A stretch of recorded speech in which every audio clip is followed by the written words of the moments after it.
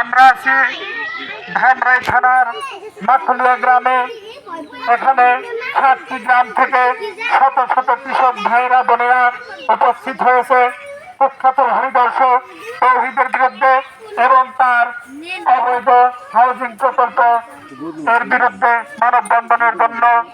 এই কুখ্যাত হরিদর্শ তৌহিদ এই অঞ্চলের মানুষের শত শত লোকের কৃষকের জমি জোরপূর্বক দখল করেছে।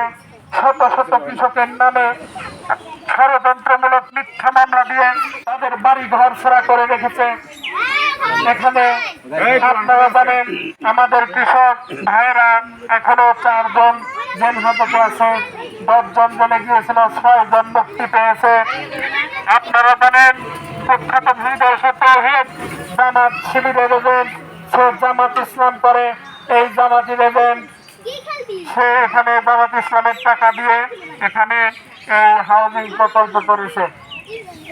শুধু তাই নয়, সে একটি ম্যাপ করে সেই ম্যাপ দেখিয়ে প্লট বিক্রি করেছে।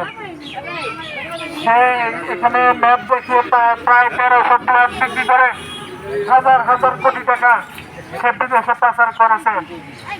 আমরা মাননীয় প্রধানমন্ত্রী শেখ হাসিনাকে বলবো এবং দুর্নীতি দমন কমিশনকে বলবো এই কুখ্যাত হরিদর্শ তৌহিদকে অবিলম্বে গ্রেপ্তার করা হোক এবং তার অবৈধ সম্পদের হিসাব নেওয়া হোক। সে সাভারে 3টি বাড়ি করেছে, একটি 14তলা বাড়ি করেছে, সেটা রাজকের কোনো অনুমতি নেই।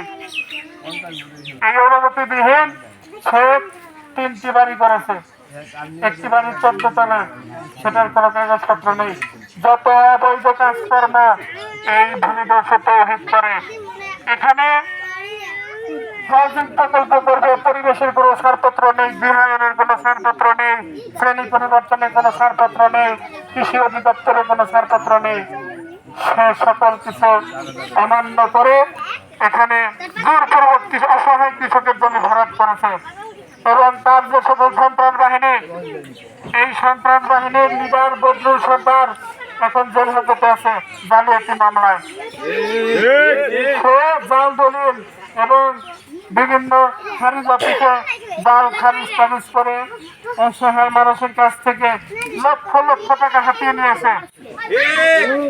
এই খাসবদতে আমরা চাই তাকে যাবজ্জীবন কারাদণ্ড দেওয়া হোক। এই বদল লোকজন আমাদের হুমকি দেয়, কারণ নাকি জেল থেকে বেরোলে কৃষকদের ছাড়বে না।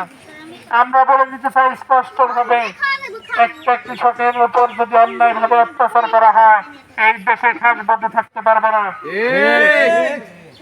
খাসবদের উস্তাদ তৌহিদ এই দেশে থাকতে পারে না।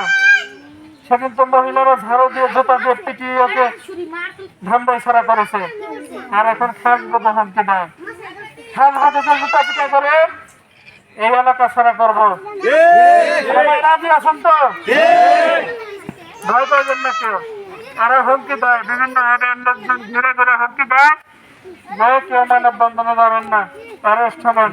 অসহায় কৃষকদের ভয় দেখায়, কৃষকরা ভয় পায় না। কৃষকরা জেলে যাদের জীবন দিলে তবু তাদের এই জমি ছাড়বে না, তাদের ন্যায্য অধিকার আদায়ের জন্য তারা লড়াই সংগ্রাম করবে। এই বলে শেষ করছি। জয় বাংলা, জয় বঙ্গবন্ধু।